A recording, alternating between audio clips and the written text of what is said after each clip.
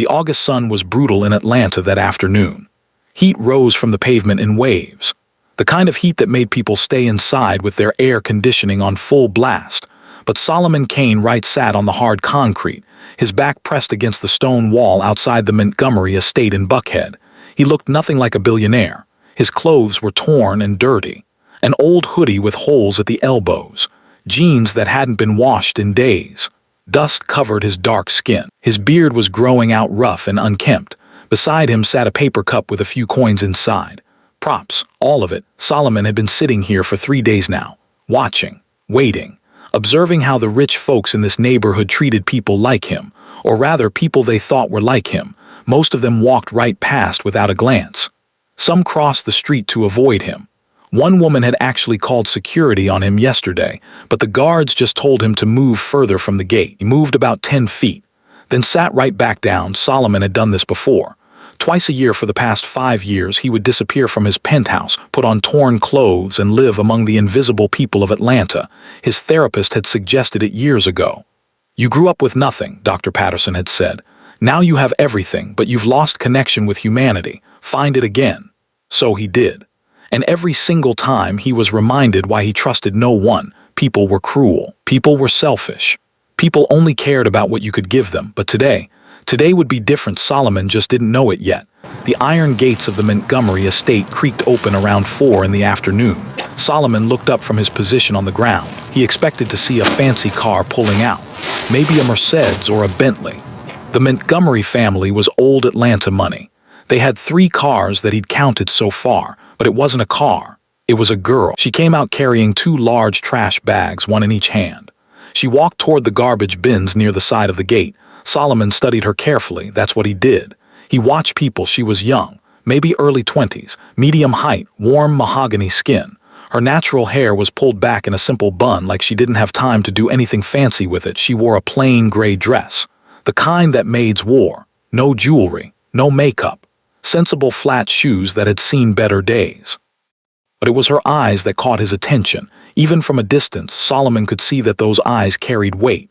Sadness, exhaustion, the kind of tiredness that sleep couldn't fix. He knew that look. He'd seen it in the mirror for years when he was younger. The girl tossed the trash bags into the bin. Then she turned to walk back inside. That's when their eyes met. Solomon held her gaze. He didn't look away, didn't beg, didn't rattle his cup. He just looked at her. Something flickered across her face. Recognition.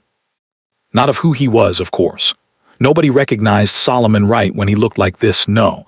It was a different kind of recognition, like she was seeing herself in him. The girl hesitated for a moment. Then she turned and walked back through the gate. It closed behind her with a heavy clang. Solomon let out a small breath, just like everyone else. He wasn't surprised. He wasn't even disappointed anymore. But then something unexpected happened. The gate opened again. The same girl stepped out. But this time she wasn't carrying trash. She was carrying a plate of food. Solomon's eyebrows lifted slightly. He watched as she walked toward him, her steps careful but determined. When she reached him, she knelt down so they were at eye level. Up close, he could see more details. The dark circles under her eyes. The way her cheekbones were a little too sharp, like she wasn't eating enough. A small birthmark near her left eye. And those eyes. Lord, those eyes. Brown and deep and filled with a kindness that seemed almost painful. "Here," she said softly. She held out the plate. "It's still warm." Solomon looked at the food, rice and beans, a small piece of chicken, some vegetables on the side. A simple meal, but it was prepared with care. He looked back at her. "This is yours." It wasn't a question. He could tell from the single plate, the portion size. This wasn't leftovers from the big house. This was her meal. The girl shrugged like it was nothing. "I already ate," she said. She was lying. Solomon could tell. He'd built a billion-dollar company by reading people. This girl hadn't eaten anything today. Maybe not yesterday either from the look of her, but she was giving him her food anyway. "What's your name?" Solomon asked. His voice came out rougher than usual. He'd been practicing that, making his voice sound worn down, like life had beaten it out of him. The girl stood up. "Zora," she said. "Zora Carter." Then she turned and walked back through the gate without another word. Solomon watched her go until the iron bars blocked his view. He looked down at the plate in his hands. Steam still rose from the rice. For the first time in 5 years of doing this, someone had given him something real. Not leftover scraps. Not expired food from a pantry cleanout, their own meal. While they went hungry. Solomon pulled out his phone from inside his hoodie. It was the latest iPhone hidden in a secret pocket, worth more than everything he appeared to own combined. He dialed a number. "Derek," he said when the line connected. "I need you to find out everything about a woman named Zora Carter. She works for a family called Montgomery, Buckhead Estate. Solo, it's like 95 degrees out there. Please tell me you're not sitting on a sidewalk again. Just do it, Derek." A sigh came through the phone. "Fine." "What am I looking for?" Solomon looked at the plate of food again. Then at the gate where Zora had disappeared. "Everything," he said. "I want to know her whole story. Something's not right here, I can feel it." He ended the call. Then Solomon Kane Wright, billionaire, founder of Wright Development Corporation, owner of half of Atlanta's new construction projects, did something he hadn't done in years. He ate every single bite of that meal. And it was the best thing he'd tasted in a long, long time. Now you might be wondering, who is Zora Carter? How did a young woman end up working as a maid in a mansion, so broke she couldn't even afford to keep her own food? Let me take you back. 2 years back to the night that changed everything. It was raining the night James and Lorraine Carter died. Not just raining, pouring. The kind of Atlanta thunderstorm that turned highways into rivers and made smart people pull over and wait. But James Carter wasn't pulling over. He was driving fast, trying to get his wife home from their anniversary dinner. 30 years of marriage. They'd celebrated at their favorite restaurant in Midtown, the same place James had proposed all those years ago. Zora was at home in their West End brownstone. She was 21 years old, a junior at Spelman College, studying architecture. She wanted to design buildings like her father built them. James Carter owned Carter and Sons Construction. It was a mid-sized company, but it was good. Honest work, fair wages. James had built that company from nothing, brick by brick, just like the buildings he constructed. The company name always made Zora laugh. Carter and Sons. James didn't have any sons, just Zora, but he'd named it that way for the legacy. "One day you'll run this company, baby girl," he'd always told her. "You'll carry the Carter name forward." Zora had believed him. That night she was studying for an exam when her phone rang.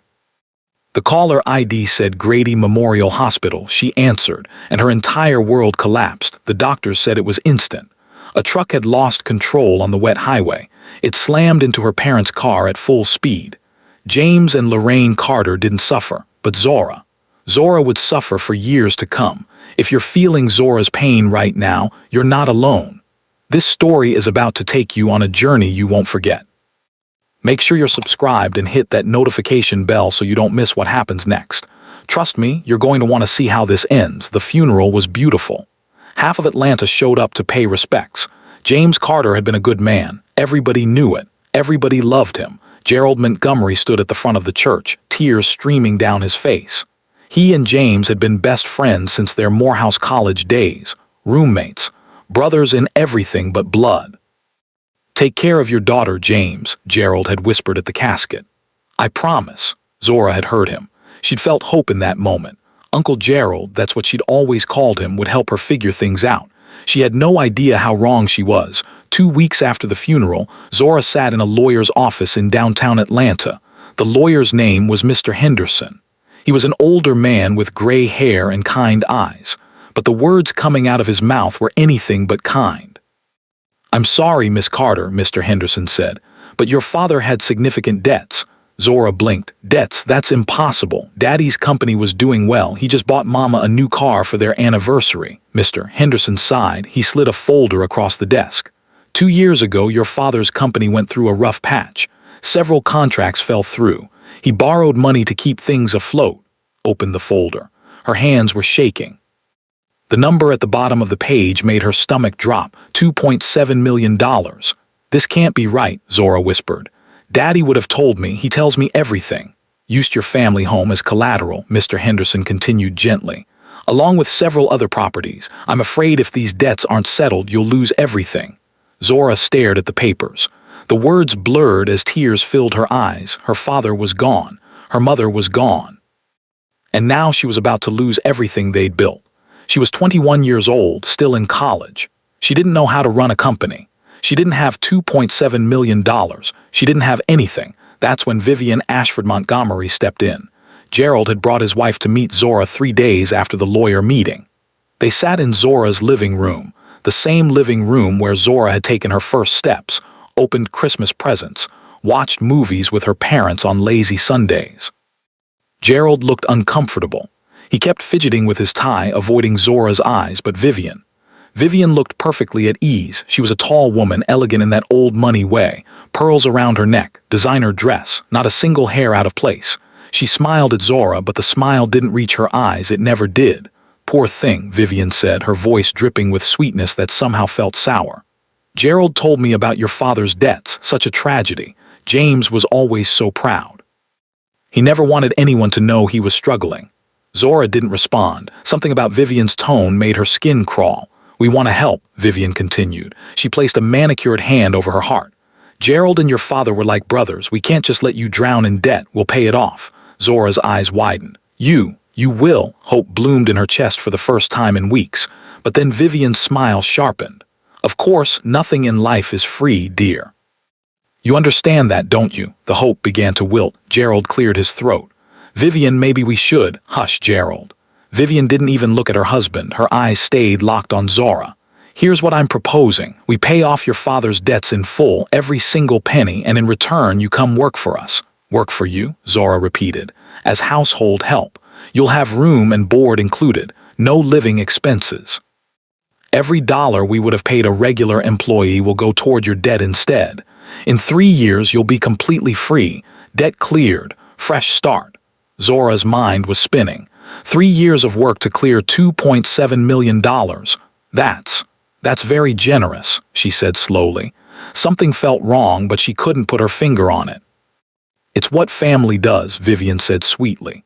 "Your father helped Gerald get his start in business years ago. Consider this us returning the favor." Gerald nodded, but he still wouldn't meet Zora's eyes. I need to think about it," Zora said. Vivian's smile tightened for just a second. "Of course, dear, take all the time you need, but the creditors are calling, aren't they? The bank is asking about the house. Time is a luxury you don't have." She stood up, smoothing her dress. "Let us know by Friday. After that, I'm afraid the offer expires." Zora talked to Carmen that night. Carmen Delgado had been Zora's roommate at Spelman before everything fell apart. They'd become sisters in that way that only college friends can. Carmen was fiery, protective, and always spoke her mind. "Girl, I don't like it," Carmen said through the phone. "Something about that woman gives me bad vibes. Did you see her eyes, cold as ice?" "What choice do I have, Carmen?" Zora's voice cracked. "I'm about to be homeless. I had to drop out of school. The company is falling apart because I don't know how to run it. At least this way I can pay off Daddy's debt. 3 years, though, as a maid, for people with that much money, Zora, that's basically slavery with extra steps. It's not slavery. I'll have a place to stay, food to eat, and at the end I'll be free." Carmen was quiet for a long moment. "I don't trust them," she finally said. "But I trust you. Whatever you decide, I've got your back, always." "I know," Zora whispered. "I love you, Carmen." "You too, Hermana. Call me if you need anything. I mean it. Anything." Zora accepted the offer on Friday. She moved into the Montgomery estate that Sunday.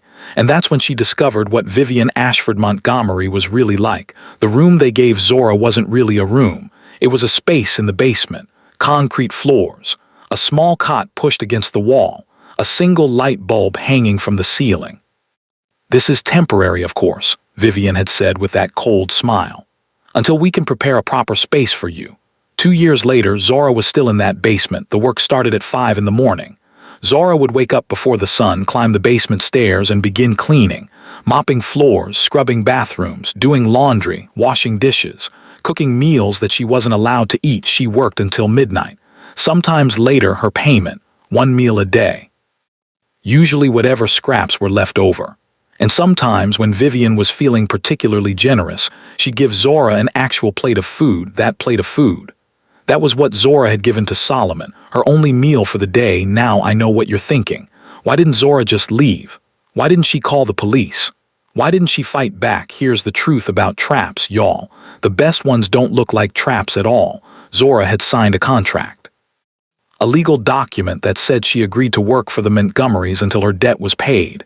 If she left before then, she'd owe the full amount immediately, plus interest, plus legal fees. She'd be worse off than before, and Vivian made sure to remind her of that every single day. "Lucky we took you in," Vivian would say. "Without us, you'd be on the streets, homeless, just like those beggars outside the gate." Those words echoed in Zora's mind as she walked back into the mansion after giving her food to Solomon. She hadn't planned to do it. She'd just seen him sitting there, looking broken and hungry, and something in her chest had cracked open. She knew what it felt like to be invisible, to be treated like nothing, to have people look right through you. She couldn't fix her own situation, but maybe she could make his day a little better, even if it meant going hungry herself. That night, Zora lay on her cot in the basement. Her stomach growled loudly. She pressed her hand against it, willing it to be quiet. On the small table beside her cot sat a photograph in a cracked frame. Her parents, smiling at the camera, arms wrapped around a younger Zora. "I miss you," she whispered to the photo. "I miss you so much." A tear slid down her cheek. Outside the basement window, small, near the ceiling, Zora could see the moon. The same moon her mother used to point out when Zora was little. "The moon sees everyone, baby girl," her mother would say. "It doesn't care if you're rich or poor. It shines for all of us the same." Zora closed her eyes. Tomorrow would be another day. Another 18 hours of work. Another round of Vivian's cold comments and Tiffany's cruel jokes. But tonight she'd done something good. She'd fed someone who needed it more than her, and somehow that made the hunger a little easier to bear. Meanwhile, across town in a penthouse that overlooked Piedmont Park, Solomon Wright stood by his floor-to-ceiling windows. He was freshly showered now. The dirt and grime washed away. Designer clothes replaced the torn hoodie and old jeans, but his mind was still on that girl. Zora Carter. His phone buzzed. A text from Derek. "Got some initial info. You're gonna want to see this." Her father was James Carter. Carter and Sons Construction. Died 2 years ago, left behind massive debt. Daughter now works for the Montgomery family to pay it off. "Something smells wrong though, still digging." Solomon typed back, "Keep digging, I want everything, financial records, contracts, all of it." "You got it, boss, but solo. Why do you care so much? She's just a random girl." Solomon stared at the text. Why did he care? He'd met thousands of people during his homeless experiments. Most of them ignored him. A few threw coins. One or two offered food, but nobody had ever given him their only meal while they were clearly starving themselves. There was something different about Zora Carter, and Solomon was going to find out what it was. He typed one final message to Derek. "She gave me her last meal today. She had nothing and she gave it to me anyway." Someone like that doesn't deserve to be suffering. Find out who's responsible. He put down the phone. Outside, the Atlanta skyline glittered like 1,000 diamonds. Solomon owned buildings in that skyline. His company had developed half of it. He had more money than he could spend in 10 lifetimes. And yet, a girl with nothing had just taught him something about generosity that all his billions never could. Solomon made a decision right then. Whatever was happening to Zora Carter in that house, whatever trap she was caught in, he was going to get her out of it, and whoever had put her there, they were going to regret it. But Solomon had no idea what he was about to uncover. The Montgomery family had secrets, dark secrets, secrets that would make his blood boil. And Zora had no idea that the homeless man she'd fed was about to turn her entire world upside down. Y'all, this story is just getting started. If you want to see what happens when Solomon discovers the truth about Zora's debt, and trust me, it's going to make you angry.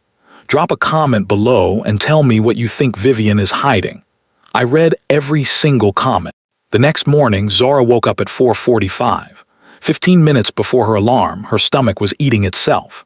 That's what it felt like anyway. She hadn't eaten anything since yesterday's breakfast. A small bowl of oatmeal that Vivian had complained was too much food for the help. Given her lunch to the homeless man. Dinner had been skipped because Tiffany had decided to throw a last-minute party, and Zora had been cleaning until 2 in the morning. Now she was running on empty. Literally. Zora sat up on her cot and pressed a hand to her stomach. The growling was so loud she was sure the whole house could hear it, but she didn't regret giving away her food. That man had looked so broken, so defeated. Like life had chewed him up and spit him out. She knew that feeling. She lived it every single day. At least she had a roof over her head. At least she had something. That man had nothing but a paper cup and torn clothes. Zora pushed herself off the cot and began getting ready for another day. Upstairs, the Montgomery household was already stirring. Vivian Ashford Montgomery sat at the head of the breakfast table, scrolling through her phone. Her plate was piled high with eggs, bacon, fresh fruit, and toast.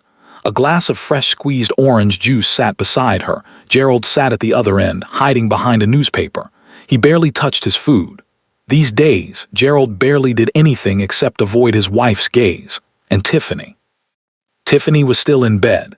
She never woke up before noon unless there was a shopping trip or a party involved.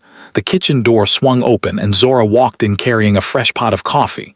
She moved silently, the way she'd learned to move over the past 2 years. Don't make noise, don't draw attention, just do the work and stay invisible. Late, Vivian said without looking up from her phone. Zora glanced at the clock on the wall. It was exactly 5 o'clock. She wasn't late. She was right on time. But she didn't argue. She'd learned not to argue. "I'm sorry, ma'am," Zora said quietly. "It won't happen again." "That it doesn't." Vivian finally looked up. Her eyes traveled over Zora slowly like she was examining livestock. "You look terrible. Are you sick?" "No, ma'am, I'm fine." "Good, I don't pay for sick days." Vivian returned to her phone. "The bathrooms need extra attention today. I'm having guests tomorrow evening. Everything needs to be perfect." "Yes, ma'am." "Make sure Tiffany's room is spotless." She mentioned something about clothes on the floor. Zora's jaw tightened slightly. Tiffany's room was always a disaster. That girl threw clothes around like confetti and expected Zora to pick up every piece. But again, she didn't argue. "Yes, ma'am." Vivian waved her hand dismissively. "Go." Zora turned and walked out of the dining room. Gerald watched her go. His newspaper lowered slightly, and something that looked like guilt flickered across his face. But he didn't say a word. He never did. By noon, Zora had cleaned 4 bathrooms, mopped the entire first floor, done 3 loads of laundry, and organized the pantry. Her body was screaming for food. Her hands were shaking slightly. Her vision kept going blurry around the edges. But it was time for her 30-minute break. The only 30 minutes of freedom she got all day. Zora walked toward the back door of the kitchen. She grabbed a plate from the counter, her lunch, prepared earlier that morning. Rice, beans, and a small piece of chicken. The same meal as yesterday. She was so hungry she could have eaten the plate itself. But as she walked toward the gate, her feet slowed. The homeless man was there again, same spot as yesterday, back against the stone wall. Paper cup beside him, torn clothes, rough beard. Eyes that seemed to see right through everything. Zora's stomach growled painfully. She looked down at her plate, then back at the man. He was watching her. Not begging, not rattling his cup. Just watching with those intense dark eyes. Zora made a decision. She walked over and sat down on the ground beside him, right there on the concrete. In her plain gray maid's dress and her worn-out shoes, Solomon, still disguised as Malachi, raised an eyebrow. "What are you doing?" he asked. "Taking my break," Zora replied simply. She divided the food in half, scooped one portion onto the extra napkin she'd brought, handed it to him. "You should eat your own food," Solomon said. "You look like you haven't had a real meal in weeks." "I'm fine." "You're lying." Zora looked at him sharply. Nobody talked to her like that. Most people didn't talk to her at all. "Excuse me," Solomon shrugged. "I've been on these streets for a while. I know what hunger looks like, and right now it looks like you." Zora was quiet for a moment, then she let out a small laugh. It surprised her. She couldn't remember the last time she'd laughed. "Fair enough," she admitted. "But I'll survive." "You need this more than me." Something about the way he said it made Zora pause. She studied his face. For a homeless man, he had very clear eyes, sharp, intelligent, like there was a whole universe of thoughts happening behind them. "What's your name?" she asked. "Malachi." "That's a biblical name. It means messenger." Solomon tilted his head. "You know your Bible." "My mama made sure of that." Zora's voice softened. "She used to say names have power. They shape who you become." "What does Zora mean?" "Dawn." "My mama said I was her new beginning." Something shifted in Solomon's expression. A warmth that hadn't been there before. "That's beautiful," he said quietly. They sat in comfortable silence after that, eating their small portions of food. The Atlanta heat beat down on them, but neither seemed to mind. When Zora's 30 minutes were up, she stood and brushed off her dress. "Same time tomorrow?" Solomon asked. Zora smiled. It was small and tired, but real. "Same time tomorrow." And that's how it started, y'all. Every single day for the next month, Zora would take her 30-minute break and sit with the man she knew as Malachi. Every single day, she would divide her only meal in half and share it with him, rain or shine, hot or cold, exhausted or barely standing. She never missed a day. One weekend, Solomon noticed she was getting thinner. Her cheekbones were sharper. Her dress hung looser on her frame. The dark circles under her eyes had become permanent residents, but she still showed up, still shared her food. Still sat with him like he was worth her time. You should keep your food today, Solomon said on day 7. I'm fine. Zora, Malachi, she gave him a look. Stop arguing and eat. Solomon shook his head slightly. This woman was something else. He'd spent 5 years doing this. 5 years testing humanity. And in all that time, he'd never met anyone like Zora Carter. Most people who gave to the homeless did it to feel good about themselves. They'd toss $1, take a selfie, and move on with their day. But Zora sat with him, talked to him, treated him like a human being, and she was literally starving herself to do it. Solomon's chest did something strange, a tightening, a warmth. He ignored it. He had a plan. He needed to stick to the plan. 2 weeks in, Zora started telling him about her life, not everything, not the deep stuff, just little pieces here and there. I was supposed to be an architect, she said one afternoon. I was at Spelman studying design. I wanted to build things like my daddy did. What happened? Zora's eyes went distant. Life happened. Solomon didn't push. He understood about pain that was too fresh to touch. What about you? Zora asked. Where's your family? Don't have one, Solomon replied, and that part wasn't a lie. Grew up in foster care, aged out at 18, been on my own ever since. I'm sorry, B. It taught me things, how to survive, how to read people, how to tell who's real and who's fake. What do you see when you read me? Solomon looked at her carefully. This woman who had nothing, who was treated like nothing, who still somehow found it in her heart to feed a stranger. I see someone who deserves better, he said quietly. Zora's eyes glistened. She looked away quickly, blinking hard. We should eat, she said, her voice thick. Food's getting cold. Solomon let the moment pass, but he filed it away in his memory, someone who deserves better. He was going to make sure she got it. 3 weeks in, Derek called with an update. Solomon was back at his penthouse, freshly showered, standing by his massive windows. The Atlanta skyline glittered before him, but he wasn't seeing it. All he could see was Zora's face. I got the financial records, Derek said through the phone. And bro, you're not gonna like this. Me. The debt Zora's father owed, it was real. $800,000. That's a lot, but it's nowhere near what she's paying off. Solomon's eyes narrowed. What do you mean? The contract Zora signed says she owes $2.7 million. Vivian Montgomery inflated the debt. She added almost $2 million that doesn't exist. Solomon went very still. Telling me? His voice was dangerously quiet. That woman is keeping Zora as a slave for a debt that isn't real. That's exactly what I'm telling you. And it gets worse. How could it possibly get worse? Derek sighed heavily. James Carter and Gerald Montgomery had a joint business account years ago. I traced the transactions. Vivian has been embezzling from that account since before James died. She's been stealing money and covering it up by keeping Zora too busy and too broken to ever look into her father's finances. Solomon's hand tightened around the phone. His knuckles turned white. How much? Total. About $1.2 million over 10 years. Solomon closed his eyes. Red-hot rage pulsed through his veins. This woman, this cruel, evil woman, had stolen from Zora's father while he was alive. And now she was punishing the daughter for a debt she had created. There's more, Derek continued. I talked to some people who used to work for the Montgomerys. The way they treat Zora, Solo, it's bad. She sleeps in a basement. She works 18-hour days. She gets one meal a day. And Vivian keeps adding time to her sentence whenever she feels like it. Adding time. Yeah, breaks a dish, 3 more months, shows up late, another month. The original deal was 3 years. At this rate, Zora will be there for a decade. Solomon opened his eyes. The Atlanta skyline had never looked so cold. Derek, I want everything, every transaction, every document, every dirty secret that family has. Already on it, but Solo. What are you gonna do? Solomon thought about Zora. Her tired eyes, her thin frame, the way she still smiled despite everything, the way she shared her only food with a stranger while her own stomach growled. I'm going to destroy them, Solomon said calmly. Completely and totally. They're going to lose everything. Their money, their reputation, their freedom.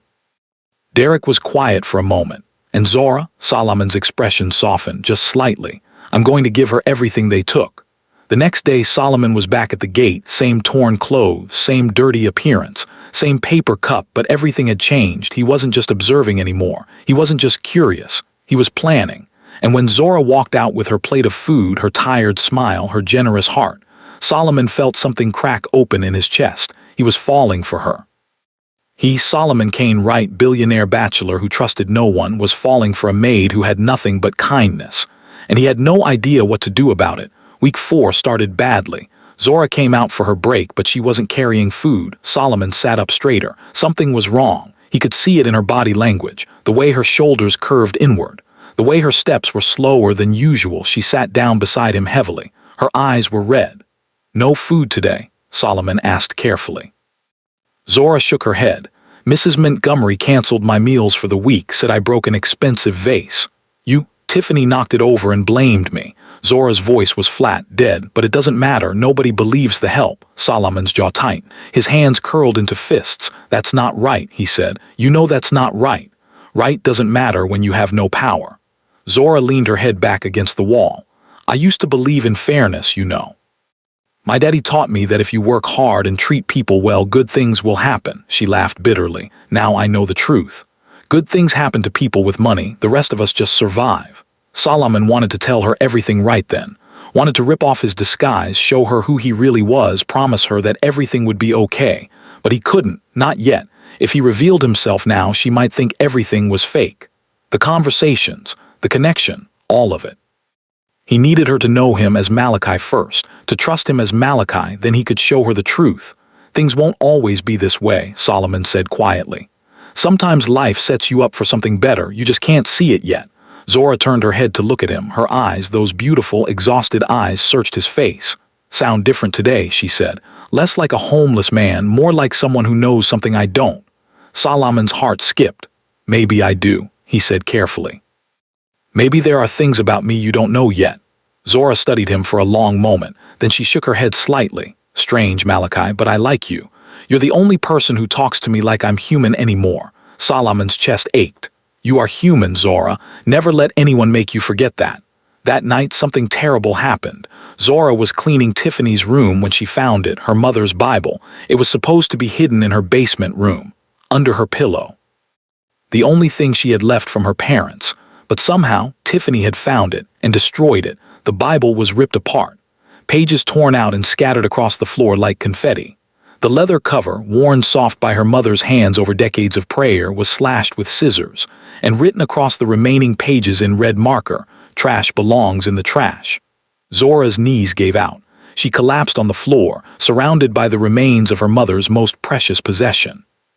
The book that Lorraine Carter had held every morning during prayer.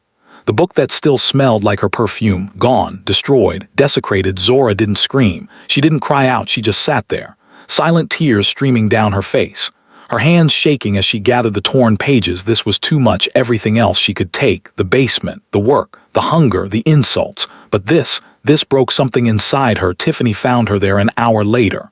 "Oh good, you found it." Tiffany leaned against the doorframe, examining her perfect nails. "I've been meaning to throw that thing out for weeks. It was taking up space in your little dungeon." Zora looked up slowly. Her eyes were empty, hollow. "That was my mother's." Tiffany shrugged. "Well, your mother's dead. She doesn't need it anymore, and honestly, neither do you. It's not like God's listening to someone like you anyway." Something flickered in Zora's empty eyes, a spark. Then it died. "I need to finish cleaning," Zora said flatly. "Please leave so I can do my job." Tiffany's smile faltered. She'd expected a reaction, tears, begging. Something she could laugh about later with her friends, but this emptiness, this scared her a little, not that she'd ever admit it. Whatever. Tiffany tossed her hair and walked away. "Make sure you throw that garbage out properly." When Zora finally went to bed that night, on her cot in her basement, surrounded by darkness, she didn't sleep. She held the torn pages of her mother's Bible against her chest and stared at the ceiling. For the first time in 2 years, Zora Carter thought about giving up. What was the point? The debt would never end. Vivian would always find reasons to add more time. Tiffany would always find new ways to hurt her. Gerald would always look away. She was trapped, alone, forgotten. Maybe it would be easier to just stop fighting, stop hopping. Stop waking up every morning expecting something to change. The thought sat heavy in her chest, dark and tempting. But then she thought about Malachi, that strange homeless man who listened to her like her words mattered, who challenged her when she lied about being fine, who looked at her like she was worth something. If she gave up, who would share lunch with him? It was a small thing, a silly thing maybe, but it was enough. Zora closed her eyes and held her mother's torn Bible tighter. "One more day, Mama," she whispered. "I'll try one more day." The next afternoon, Zora walked out to the gate. She still had no food. Her meal restriction wasn't over, but she needed to see Malachi. Needed to sit with someone who didn't make her feel worthless. Solomon was in his usual spot. But when he saw her face, he immediately knew something was very wrong. "What happened?" he asked sharply. Zora sat down beside him. She didn't answer right away. Then, slowly, she pulled out a handful of torn pages from her pocket, held them carefully like they were made of glass. "My mother's Bible," she said quietly. "It was the only thing I had left from my parents. The daughter Tiffany, she destroyed it." Solomon looked at the torn pages, at Zora's trembling hands, at the tear tracks still visible on her cheeks, and something inside him snapped. He was done waiting, done watching her suffer, done pretending to be powerless while this family tore her apart piece by piece. "Zora." His voice came out different, harder, more authoritative. "I need to tell you something." Zora looked up, surprised by the change in his tone. "What?" Solomon opened his mouth to speak, and that's when a shadow fell over them. Well. Zora's blood went cold. She turned slowly, already knowing who she'd see. Vivian Ashford Montgomery stood 3 feet away, a cruel smile spreading across her face. Her phone was in her hand, camera pointed directly at them. "Little maid and her homeless boyfriend," Vivian said sweetly. "How touching." Zora scrambled to her feet. "Mrs. Montgomery, I can explain." "Explain what?" "That you've been sneaking out here every day for the past month. That you've been giving our food to this vagrant." "It was my food, my portion." "Your portion." Vivian's smile sharpened. "Nothing is yours, girl. You own nothing. You are nothing. Everything you have, the food in your belly, the roof over your head, belongs to me." Zora's hands curled into fists at her sides. For the first time in 2 years, real anger flickered across her face. "I am a human being," Zora said, her voice shaking. "I am not your property." "Oh, but you are." Vivian stepped closer. "You signed a contract. You owe me money.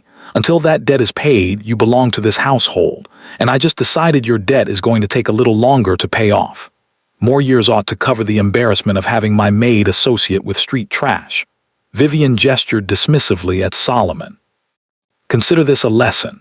More years, on top of the 3 she'd already served. On top of the years, Vivian kept adding every time Zora breathed wrong. Something in Zora crumbled, her shoulders sagged. The fire in her eyes died. She looked like a puppet whose strings had been cut. "Yes, ma'am," she whispered. Vivian smiled triumphantly. "Good girl, now get back inside. You have work to do." Zora didn't look at Solomon as she turned to leave. She couldn't bear to see pity in his eyes. But Solomon wasn't feeling pity. He was feeling rage. The kind of cold, calculating rage that had built him an empire. The kind that didn't explode, it planned. It waited. It struck when the enemy least expected it. Vivian Montgomery had just made the biggest mistake of her life. She thought she was dealing with a homeless man and a powerless maid. She had no idea she just declared war on a billionaire. Zora walked through the gate, her head down, her spirit crushed. She didn't look back. Behind her, Solomon pulled out his phone. His expression was ice cold. "Derek," he said when the line connected. "Move up the timeline. I want everything ready by the end of the week." "Everything solo, that's... I don't care what it takes. I want their bank accounts frozen. I want their dirty laundry exposed. I want Vivian Montgomery to lose everything she's ever cared about." Derek was silent for a moment. "What happened?" Solomon watched the gate close behind Zora. The last glimpse he caught was her small figure walking toward the mansion, shoulders bent under invisible weight. "She broke her," Solomon said quietly. "That woman broke her, and now I'm going to return the favor." "Zora," Solomon's jaw tightened. It's time she knew the truth about everything. He ended the call, then Solomon Kane Wright, dressed in torn clothes and sitting on dirty concrete, looked up at the Montgomery mansion. His eyes were cold, calculating, dangerous. "You have no idea what's coming," he whispered. "But you're about to find out. Y'all, the storm is coming. Drop a comment below and tell me. How do you think Zora will react when she finds out Malachi is actually a billionaire? Will she be grateful? Or will she feel betrayed? Let me know what you think. Now let's continue the story. 3 days passed after Vivian's confrontation at the gate, 3 days of silence. Zora hadn't come outside once. No lunch breaks, no visits to the gate, nothing. Solomon sat in his usual spot every single day, waiting, watching. His disguise was perfect as always, torn clothes, dirty appearance, paper cup beside him. But inside he was burning. Derek called him every few hours with updates. "The forensic accountants finished their report," Derek said on day 2. "It's worse than we thought." Vivian didn't just inflate Zora's debt. She's been running a whole scheme. Fake invoices, phantom expenses. She's been bleeding Gerald's accounts dry for years. Gerald, no? Hard to say. He's either complicit or completely oblivious. My gut says oblivious. The man seems terrified of his own shadow. Solomon filed that information away. Gerald Montgomery might be useful later. What about the contract Zora signed? Completely illegal. A first-year law student could tear it apart. Zora was coerced. She was grieving. She had no legal representation. The terms are unconscionable. Any judge in Georgia would void it immediately. What else? Got media contacts ready to go. 3 major outlets are very interested in a story about a wealthy Atlanta family keeping a young woman as an indentured servant. 1 phone call and Vivian's face will be everywhere. Solomon nodded slowly, even though Derek couldn't see him. Hold off on the media for now. I want to do this right. Zora needs to know the truth first. She deserves to hear it from me, not from a news anchor. Understood, but solo. It's been 3 days. How are you going to tell her if she won't come outside? Solomon looked at the Montgomery mansion. Somewhere behind those walls, Zora was suffering, probably locked in her basement room, probably being worked even harder than before. Then I'll go to her, Solomon said quietly. Go to her? How? You can't exactly walk up to the front door looking like that. But Solomon Wright can. Derek was quiet for a moment, then he laughed softly. Oh man, this is going to be good. The next morning, Vivian Montgomery was having breakfast when the doorbell rang. She frowned. She wasn't expecting anyone. Her calendar was clear until the charity luncheon at noon. Zora, Vivian called out. Get the door. A moment later, Zora appeared from the kitchen. She moved slowly, like every step cost her energy she didn't have. Her face was hollow, empty. The spark that used to live in her eyes was completely gone. Yes, ma'am, she said quietly. Zora walked to the front door and opened it. And her heart stopped. Standing on the doorstep was a man she had never seen before, tall. Broad shoulders, deep dark skin like polished onyx, clean-shaven head, strong jaw, expensive suit that probably cost more than a car, but his eyes, those eyes dark and intense, piercing, like they could see straight through to her soul. She knew those eyes. May I help you? Zora asked, her voice confused. The man smiled. It was small, almost sad. Hello, Zora, he said. Zora blinked. Do I know you? You do. You just don't recognize me. Before Zora could respond, Vivian's sharp voice cut through the air. Who is it, girl? Don't just stand there with the door open. Vivian appeared behind Zora, ready to dismiss whoever was wasting her time. But when she saw the man standing there, her entire demeanor changed. Her eyes went wide. Her face paled slightly. Then she plastered on her most charming smile. Mr. Wright, Vivian exclaimed. What an unexpected honor. Please come in. Zora frowned. Mr. Wright. Why did that name sound familiar? Solomon stepped inside, his eyes never leaving Zora's face. Thank you, Mrs. Montgomery. I hope I'm not interrupting. At all. Gerald, come here immediately. Gerald came rushing from his study, looking confused and slightly alarmed. When he saw Solomon, his confusion deepened. Solomon Wright. Gerald extended his hand. The Solomon Wright, from Wright Development, the same. Solomon shook his hand firmly. I apologize for dropping by unannounced, but I have some business to discuss. Urgent business. Zora stood frozen by the door. Her mind was racing. Solomon Wright, Wright Development Corporation. She'd read about him in magazines, seen his face on billboards around Atlanta. One of the youngest black billionaires in the country. But why did his eyes look so familiar? Zora, don't just stand there like a statue, Vivian snapped. Go make coffee for our guest, the good coffee, the imported kind. Actually, Solomon said smoothly, I'd prefer if Zora stayed. What I have to say concerns her directly. Vivian's smile flickered. I'm sorry, you heard me. Solomon's voice was pleasant, but there was steel underneath. This conversation involves Miss Carter. She should be present. Gerald and Vivian exchanged confused looks. I don't understand, Gerald said slowly.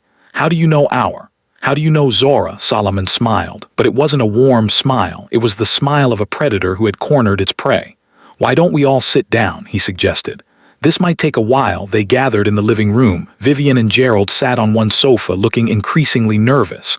Zora stood awkwardly near the door, unsure if she was allowed to sit. Sit down, Zora, Solomon said gently. Please. Zora hesitated, then sat on the edge of a chair. Her hands were shaking slightly. Something about this whole situation felt strange. Important, like the ground beneath her was about to shift. Solomon remained standing. He looked around the room slowly, taking in the expensive furniture, the artwork, the signs of wealth everywhere. Then he looked at Zora, at her hollow cheeks, her tired eyes, her worn gray dress. The contrast made his blood boil. "I'm going to tell you a story," Solomon began. "It's about a young woman named Zora Carter. Her parents died 2 years ago. They left behind a debt, $800,000. Vivian stiffened. "I don't see how this is any of your—" "I'm not finished." Solomon's voice was quiet but deadly. "This young woman was approached by a family friend, a woman who offered to pay off the debt. In exchange, Zora would work as household help for 3 years. Gerald's face was turning pale. "Sounds reasonable, doesn't it?" Solomon continued.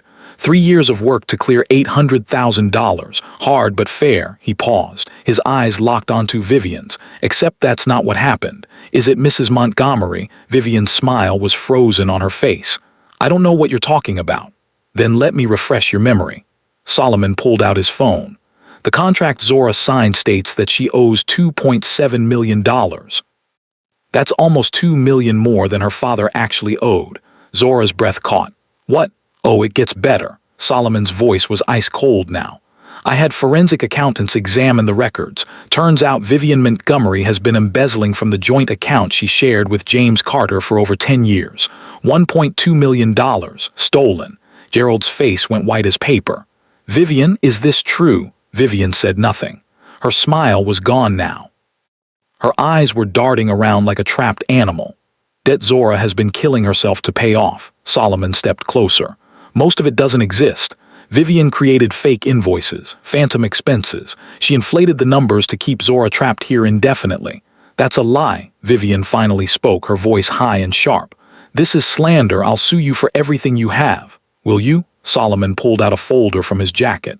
"Because I have bank records, transaction histories, signed documents in your handwriting. Everything is documented, Mrs. Montgomery, everything." He dropped the folder on the coffee table. Papers spilled out, numbers, dates, evidence of years of theft and manipulation. Gerald picked up one of the papers with trembling hands. His eyes scanned the page. Then he looked at his wife with something Zora had never seen before, disgust. "You told me you were helping her," Gerald whispered. "You told me this was charity. You said James would have wanted this." "Gerald, darling, you don't understand." "I understand perfectly." Gerald's voice cracked. "I let you turn my best friend's daughter into a slave. I watched her suffer for 2 years. I told myself it was temporary, that we were helping her." He looked at Zora. Tears were streaming down his face. "Oh God, Zora, I'm so sorry, I'm so sorry." Zora didn't respond. She couldn't. Her mind was still trying to process everything. The debt was fake. The contract was illegal. She'd been enslaved for 2 years over money that didn't exist. Zora finally managed to whisper. "How do you know all this?" Solomon turned to face her. His expression softened. The ice in his eyes melted into something warm, something tender. "Because I've been watching, Zora. For the past month I've been right here, seeing everything, learning everything." Zora shook her head slowly. "I don't understand. How could you be watching? I've never seen you before today." Solomon took a deep breath. "Yes, you have." He reached into his pocket and pulled out something small.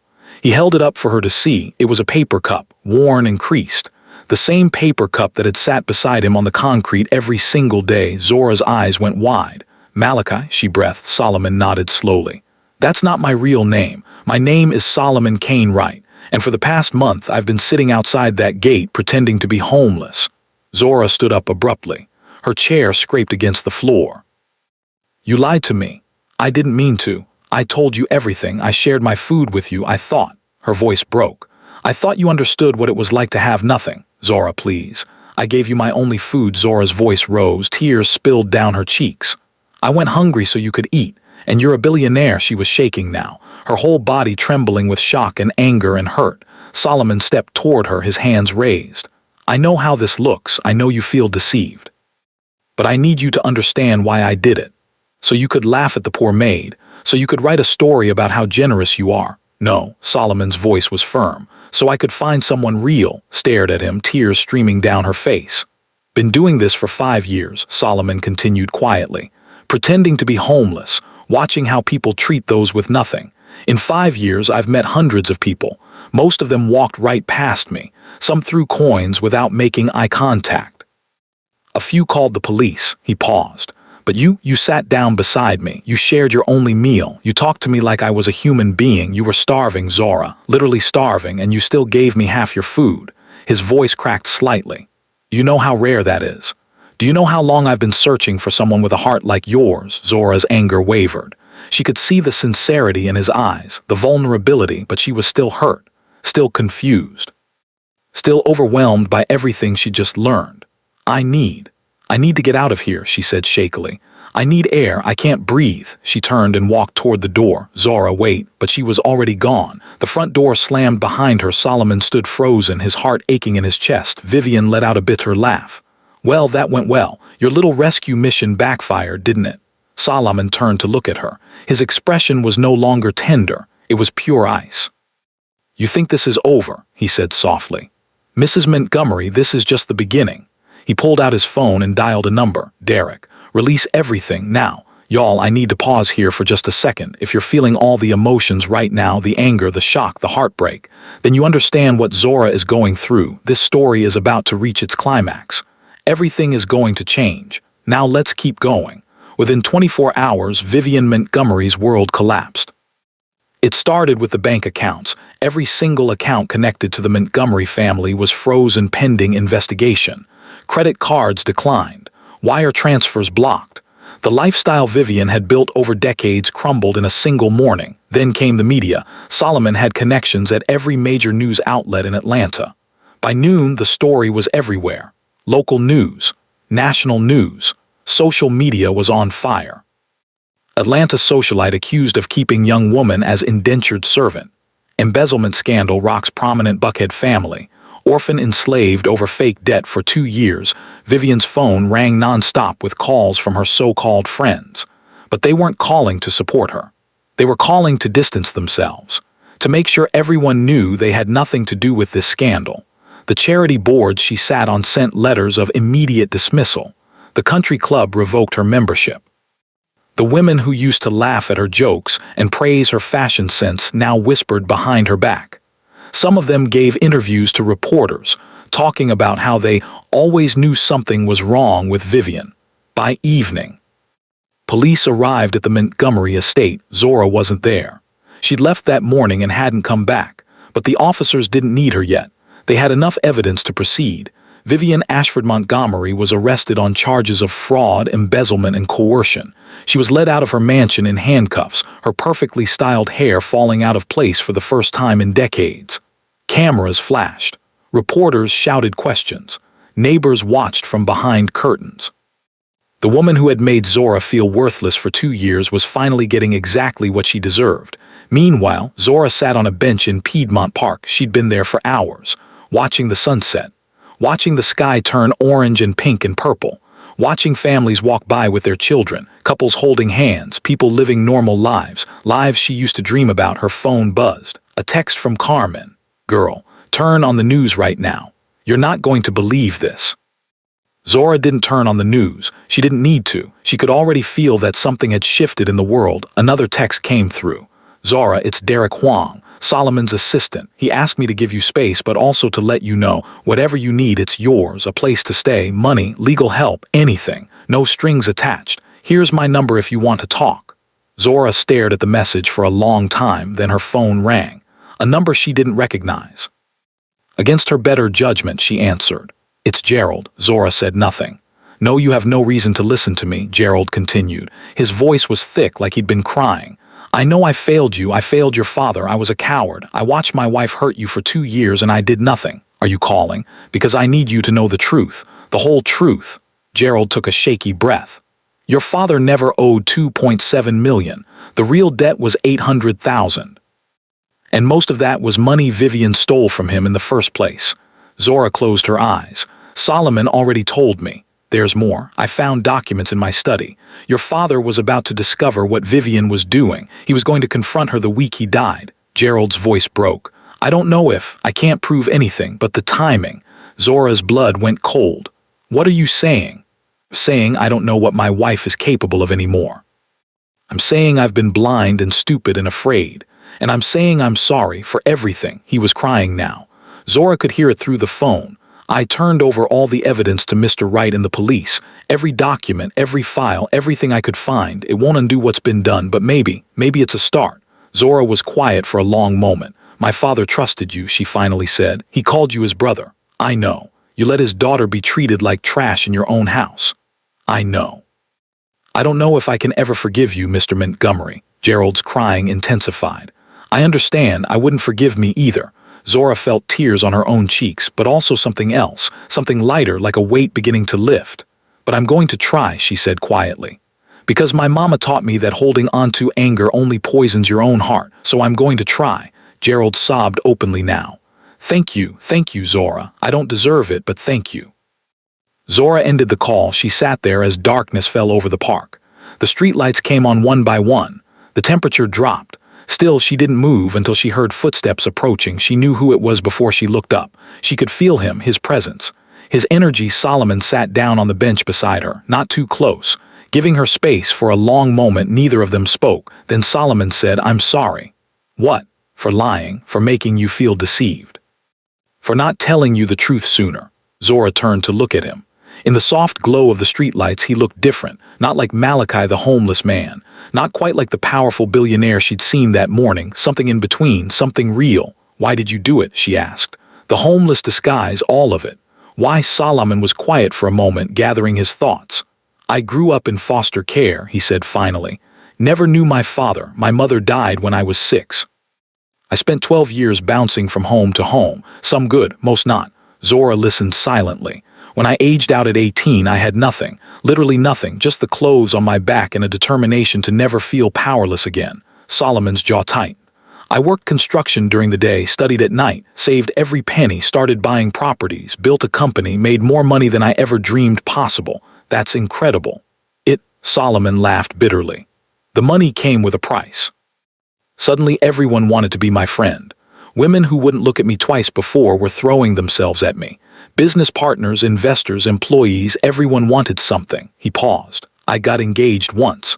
Her name was Monica, beautiful, charming, perfect in every way. I thought I'd finally found someone who saw in me, not my bank account. What happened? She was feeding information to my rival, planning to divorce me after 1 year and take half my assets. When I found out. Solomon shook his head. I realized I couldn't trust anyone, not really, not when they knew who I was. So you started pretending to be homeless. My therapist's idea, actually. She said I needed to reconnect with humility, remember what it felt like to be invisible. Solomon looked at Zora. So twice a year I disappear, put on torn clothes, sit on sidewalks, watch how people treat those with nothing. In 5 years I found exactly what I expected. Cruelty. Indifference, people who only care about what you can give them. His voice softened. Until you, Zora's heart skipped. You sat down beside me on dirty concrete, Solomon continued. You shared your only food, you talked to me like I mattered, you were starving, Zora, literally wasting away, and you still gave me half your meal. He turned to face her fully, his dark eyes intense. Do you understand what that means? In a world full of people who take and take and take, you gave. When you had nothing, you still found something to share. Zora felt tears building again. I knew what it felt like to be invisible. I couldn't walk past you. That's exactly my point. Solomon reached out slowly and took her hand. His touch was gentle, warm. Your kindness isn't an accident, it's who you are. Even when life beats you down, even when people treat you like nothing, you still choose to be good. A tear slid down Zora's cheek. Then another. I don't know who I am anymore, she whispered. For 2 years I've been nothing but a maid, a servant, someone who scrubs floors and stays silent. I forgot what it felt like to be Zora Carter. Then let me remind you. Solomon squeezed her hand. You're the daughter of James and Lorraine Carter, who loved you enough to name you Dawn, because you were their new beginning. You're a brilliant architecture student who was going to design buildings that would make your father proud. You're a loyal friend who Carmen would do anything for. You're a survivor who endured 2 years of abuse and never let it make you cruel. He lifted her chin gently, making her meet his eyes. The woman I've been searching for my entire life. And if you let me, I'd like to spend however long it takes proving that you deserve everything good this world has to offer. Zora stared at him. This man who had been a stranger on the concrete, who had listened to her without judgment, who had just dismantled an empire to set her free. I don't want your money, she said firmly. I don't want charity. I don't want to be another person who takes from you. Solomon smiled. Really smiled. The first genuine smile she'd ever seen on his face. I know. That's exactly why I'm falling for you. 6 months later, things were different, very different. Zora Carter stood in the lobby of a gleaming office building in downtown Atlanta. The sign above the reception desk read, Carter & Sons Construction, but everything else was new. The building, the equipment, the team of capable employees who actually knew what they were doing, the systems and processes that kept everything running smoothly.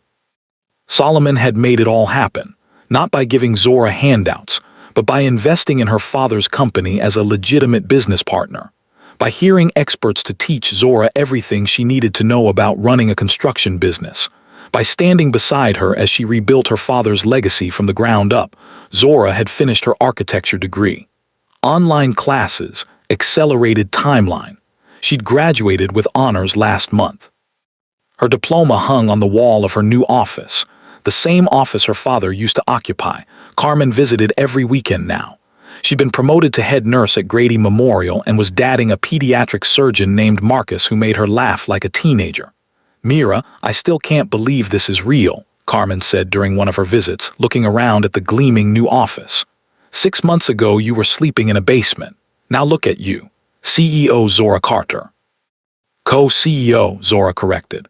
I'm still learning. Derek's team handles a lot of the day-to-day operations. Speaking of Derek's team, Carmen raised an eyebrow. How's the billionaire boyfriend? Zora felt her cheeks warm. He's not my boyfriend, Hermana, please. That man looks at you like you hung the moon. He just invested $20 million in your company. You two have dinner together every single night. If he's not your boyfriend, what is he? Zora smiled softly. He's Solomon. Carmen rolled her eyes dramatically. You're hopeless, absolutely hopeless. As for the Montgomerys, Vivian's trial had been front-page news for weeks. The evidence against her was overwhelming. Bank records, forged documents, testimony from former employees, Gerald's full cooperation with prosecutors. She was convicted on all charges. 15 years in federal prison. No possibility of parole for at least 10. The last time Zora saw Vivian was at the sentencing hearing. The woman who had once stood over her like a queen, making her feel small and worthless, was now wearing an orange jumpsuit. Her hair was limp, her face was bare, her eyes were hollow, and she was led away in handcuffs. Vivian had looked at Zora one last time. There was no remorse in her eyes, only hatred. Zora felt nothing, not anger, not satisfaction, not even pity, just nothing. Vivian Montgomery had taken 2 years of her life, but she wouldn't take a single day more. Not even in Zora's memories. Gerald had sold the mansion and donated most of the money to a foundation supporting orphaned youth. He'd moved to a small apartment in Midtown. He volunteered at homeless shelters 3 times a week. He and Zora met for coffee once a month. The conversations were awkward at first, painful, full of apologies that could never quite heal the wounds, but slowly, carefully, they were building something new. Not the relationship Gerald had with her father, something different. Something earned. Tiffany had been forced to get a job for the first time in her life. She worked at a boutique in Lenox Square, minimum wage plus commission. It was humbling in a way she'd never experienced. 6 months after her mother's conviction, Tiffany sent Zora a letter. It was short, awkward, full of misspellings and grammatical errors, but the last line stood out. I destroyed your mother's Bible. That was wrong. I'm sorry. I know sorry doesn't fix it, but I'm trying to be better. I don't know if I know how yet, but I'm trying. Zora didn't respond to the letter. She wasn't ready, but she didn't throw it away either.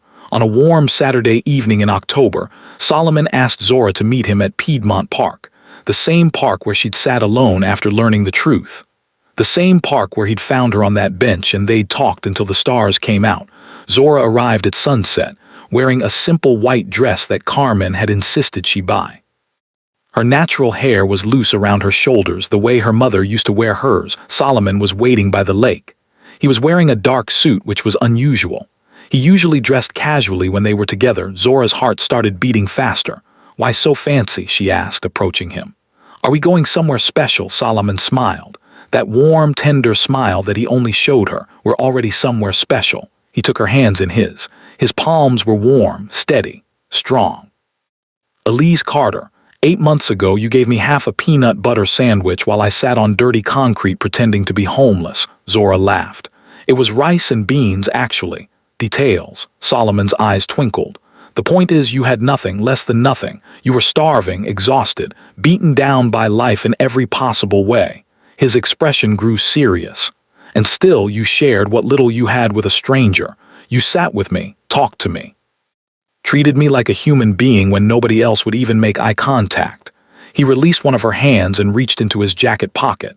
Spent my whole life looking for something real, something true, something that money can't buy and lies can't fake. He pulled out a small velvet box. Zora's breath caught. I found it in you. Solomon's voice was thick with emotion. Not because of what you can give me, not because of what I can give you, but because of who you are, your kindness, your strength, your heart. He opened the box. Inside was a ring, simple and elegant. A single diamond that caught the sunset light and scattered it into 1,000 tiny rainbows. Zora Carter, will you marry me? Zora's vision blurred with tears. Her heart was pounding so hard she could hear it in her ears. She thought about everything that had brought her to this moment. The pain, the loss, the years of suffering that had nearly broken her, but also the kindness she'd chosen to hold onto, the meal she'd shared with a stranger, the heart she'd refused to let go hard. Yes, she whispered, then louder. Yes, yes, yes, yes. Solomon's face broke into the biggest smile she'd ever seen. He slipped the ring onto her finger with trembling hands.